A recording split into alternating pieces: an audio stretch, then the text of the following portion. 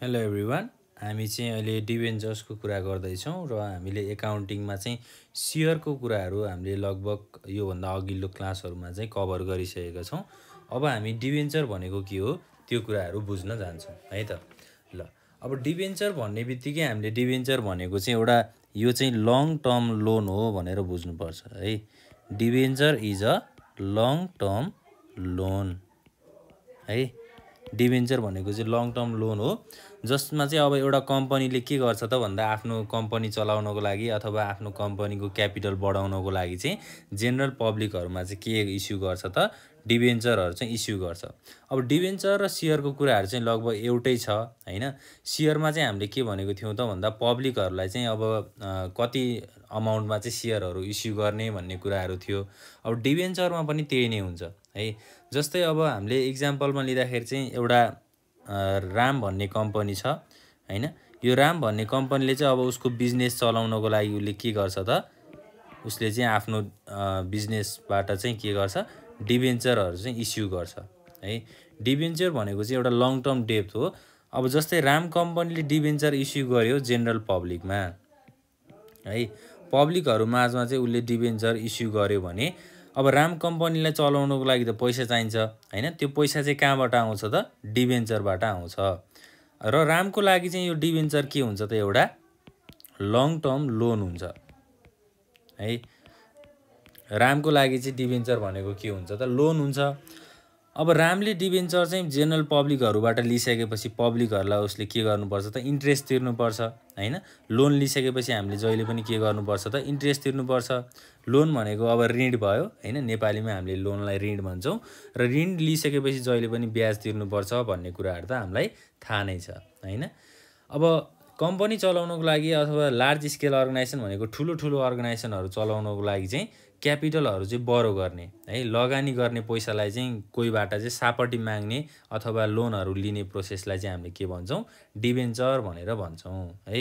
Debenture भन्ने टर्मलाई चाहिँ हामीले बुझ्नुपर्छ है।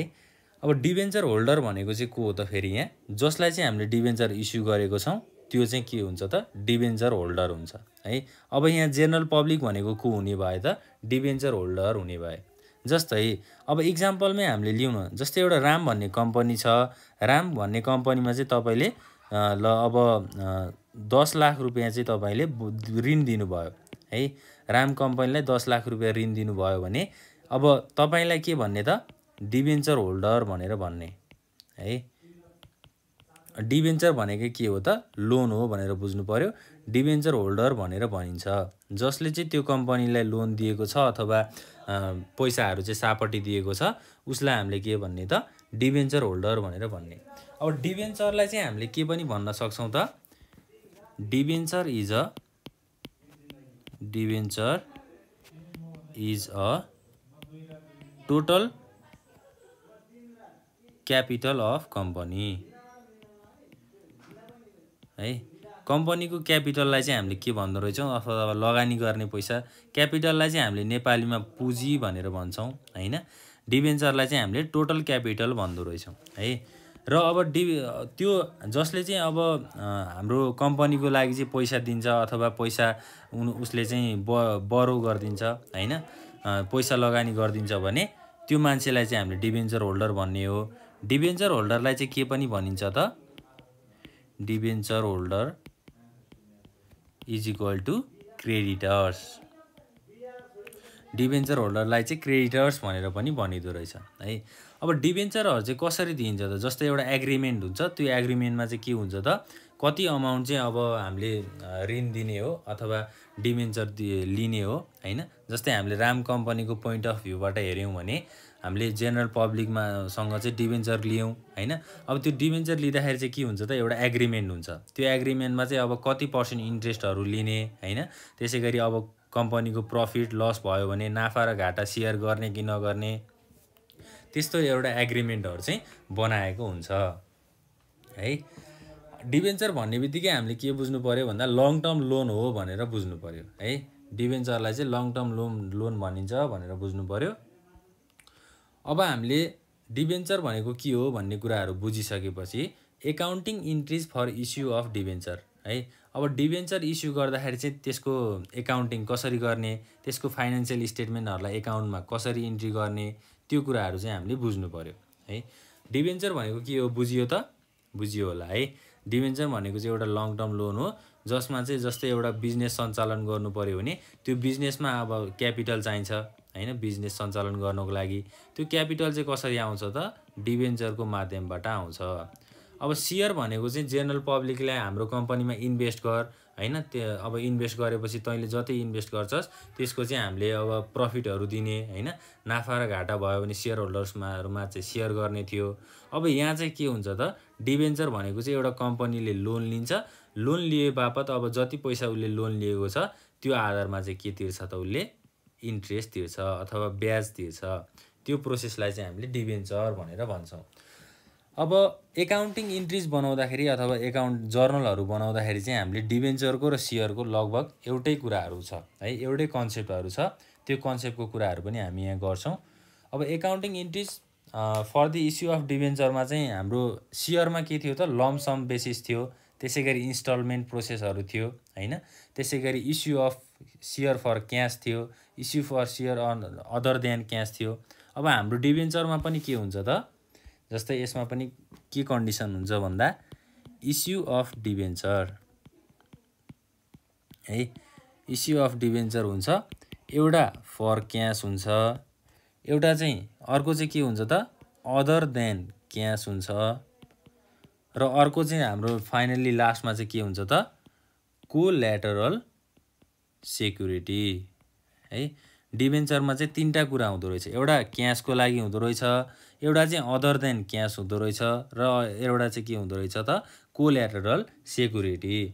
अब फर क्यासको मा चाहिँ हाम्रो एउटा लम्पसम बेसिस हुन्छ हैन, यो चाहिँ हाम्रो सेयरमा पनि यही कुराहरू थियो है, सेयरमा पनि यही कुराहरू थियो। त्यसै गरी अर्को के हुन्छ त? इन्स्टलमेन्ट थियो।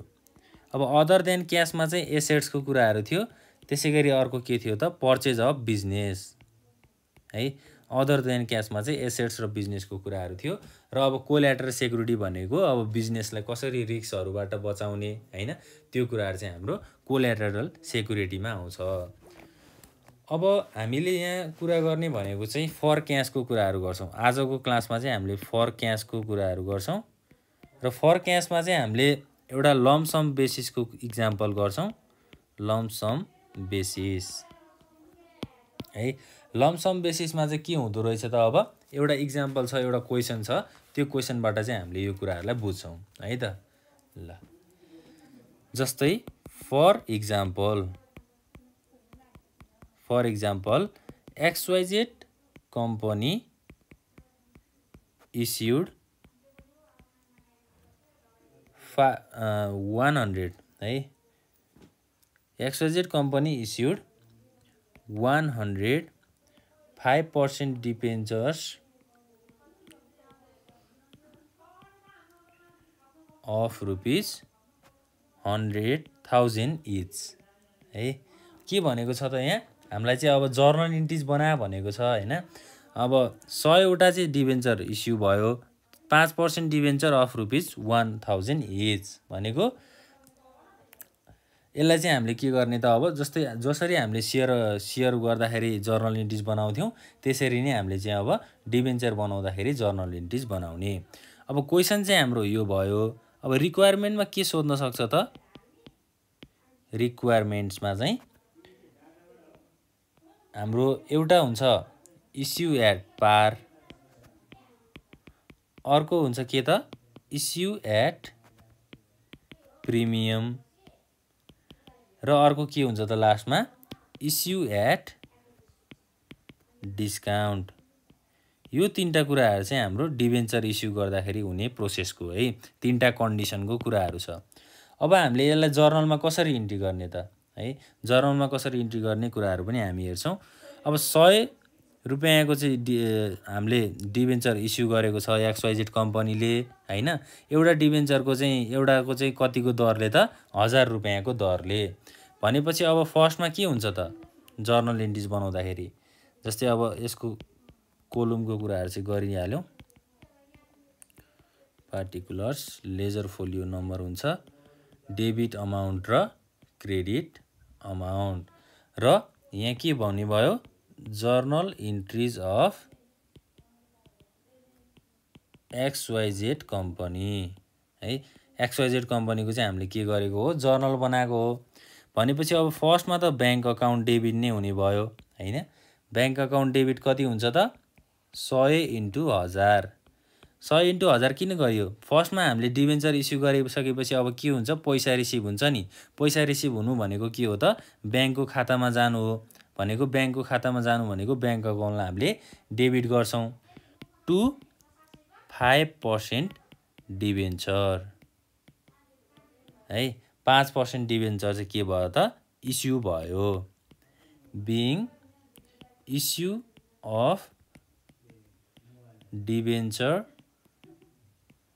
एट पार भ्यालुमा चाहिँ के भएको छ त डिबेन्चर चाहिँ इस्यु भएको छ है डिबेन्चरलाई चाहिँ हामीले अब पब्लिकहरुमा चाहिँ इस्यु गरेको छौं भनेपछि हाम्रो डेबिट अमाउन्टमा 1 लाख हुने भयो क्रेडिट अमाउन्टमा कति हुने भयो त 1 लाख हुने भयो हैन ल अब यो चाहिँ पहिला डिबेन्चर इस्यु भइसकेपछि हामीले बैंक खातामा चाहिँ पैसा आयो भनेर बुझे हैन अब यो पार भ्यालुको कुराहरु भयो अब प्रिमियममा चाहिँ के हुन्छ त हैन बैंक अकाउन्ट डेबिट नै हुन्छ हैन बैंक अकाउन्ट डेबिटमा चाहिँ कति हुन्छ त 100 इन्टु 1120 है 1120 चाहिँ किन भनियो त भनेपछि अब यहाँ क्वेशनमा के भनेको छ त्यो हेर्नु पर्यो है अब एट पारमा चाहिँ अब 1000 नै भयो प्रिमियममा चाहिँ हाम्रो 12% प्रिमियम भनेको छ है यो क्वेशन चाहिँ हामीले यहाँ कम्प्लिट गरेको रहेनछौं अब एट डिस्काउन्टमा चाहिँ 10% डिस्काउन्ट भनेको छ अब प्रिमियममा 12% डिस्काउन्ट भन्यो भनेपछि हाम्रो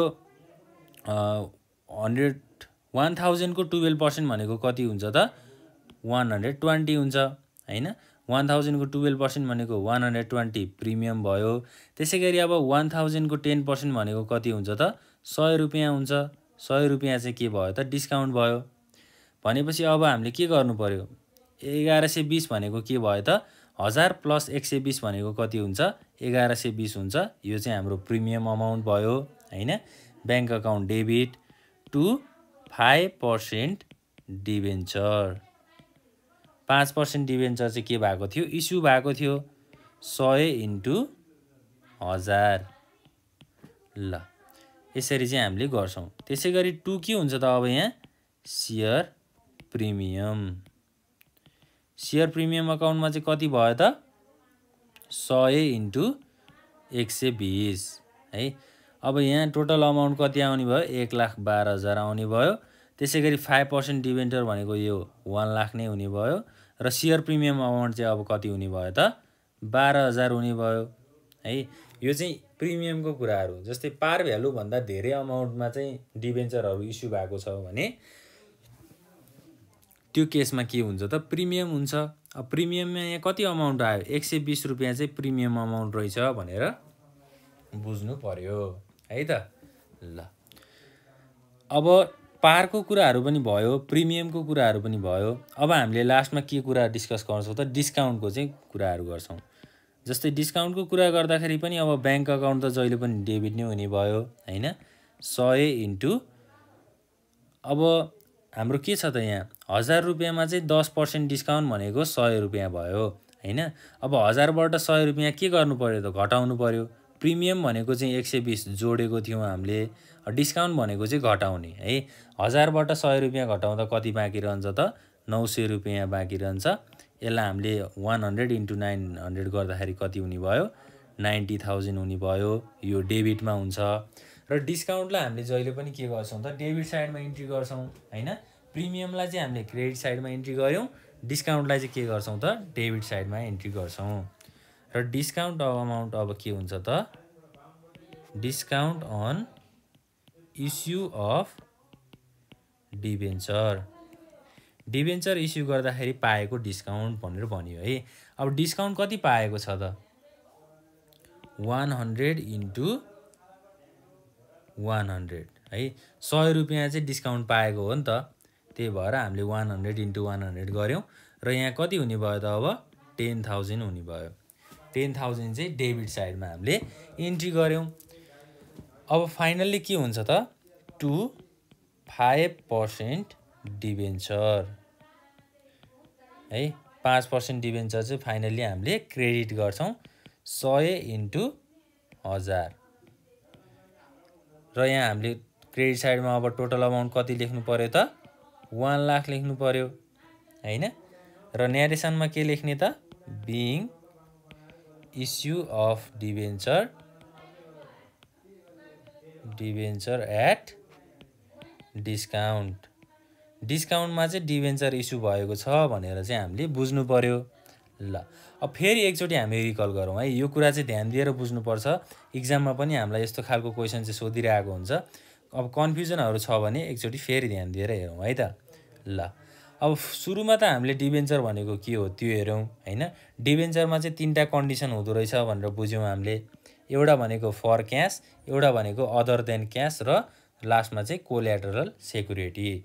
अब क्यासको कुराहरू गर्दाखेरि लम्पसम बेसिस हुन्छ भन्यौँ। लम्पसम बेसिसमा चाहिँ के हुन्छ त जस्तै एट पार, एट प्रिमियम र एट डिस्काउन्ट।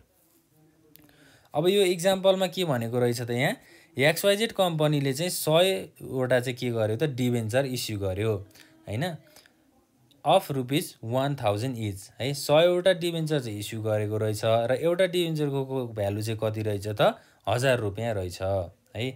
रिक्वायरमेन्टमा चाहिँ हामीलाई के भनेको छ त इस्यु एट पार भन्ने छ एउटा कन्डिसन हैन। त्यसैगरी अर्को कन्डिसन के छ त इस्यु एट प्रिमियम छ, प्रिमियम चाहिँ हाम्रो 12% छ। त्यसैगरी इस्यु एट डिस्काउन्ट चाहिँ कति छ त 10% छ।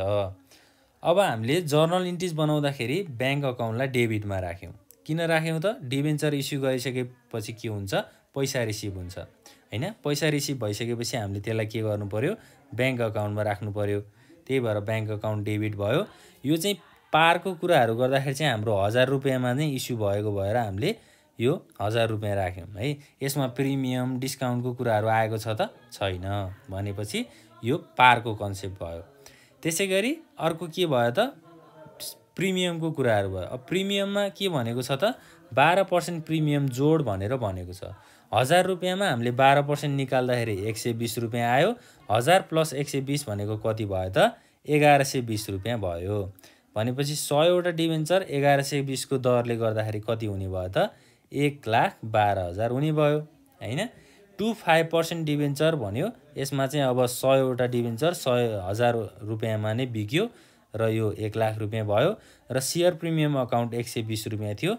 त्यसलाई हामीले के गर्यौँ त क्रेडिट गर्यौँ र डिस्काउन्टको कुराहरू पनि त्यही नै हो है। डिस्काउन्टलाई हामीले डेबिटमा राख्छौँ भनेर बुझ्नु पर्यो। अब डिस्काउन्ट भनेको चाहिँ के हो त एउटा बिजनेसको लागि उसले डिबेन्चर इस्यु गर्दाखेरि डिस्काउन्ट दिनु पर्यो भने उसको लागि त्यो के हो त खर्च हो हैन। जस्तै तपाईले अब आफ्नो साथीलाई चाहिँ 10,000 पर्ने सामान बेच्दै हुनुहुन्छ भने अब त्यो साथीलाई चाहिँ तपाईले डिस्काउन्ट दिनुपर्ने भयो है। अब 10,000 पैसा तपाईले पाउनु पर्ने थियो हेर्नु है। ₹1000 चाहिँ साथीलाई डिस्काउन्ट दिनु पर्यो भने तपाईले कति रुपैयाँ चाहिँ अब पाउनुहुन्छ त जम्मा ₹9,000 पाउनुहुन्छ नि। 10,000 पर्ने ठाउँमा ₹9,000 मात्रै पाउनु भयो भने त्यो त तपाईलाई घाटा भयो हेर्नु है। 10,000 पाउनु पर्ने ठाउँमा 9,000 पाउने भनेपछि 1,000 त घाटा भएन त हो भयो नि। डिस्काउन्ट भनेको चाहिँ एउटा अर्गनाइजेसन अथवा एउटा संस्थाको लागि के हो त त्यो घाटा हो। त्यही भएर हामीले त्यसलाई के गर्यौँ त डेबिट साइडमा इन्ट्री गर्यौँ हैन। डेबिट साइडमा ₹10,000 चाहिँ डिस्काउन्ट भयो। त्यसैगरी अब 5% डिबेन्चरको कुराहरू गर्दाखेरि ₹1,00,000 को डिबेन्चर चाहिँ के भयो त क्रेडिट साइडमा इन्ट्री भयो।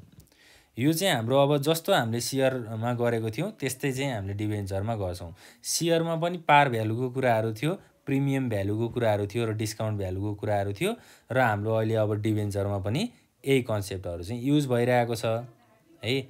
ल यस्तै क्वेसन्सहरू चाहिँ प्र्याक्टिस गर्दै गर्नु होला हैन। कुनै पनि कन्फ्युजन भयो भने चाहिँ हामीलाई WhatsApp अथवा कल गरेर हामीलाई भन्न सक्नुहुन्छ 9844959895 है।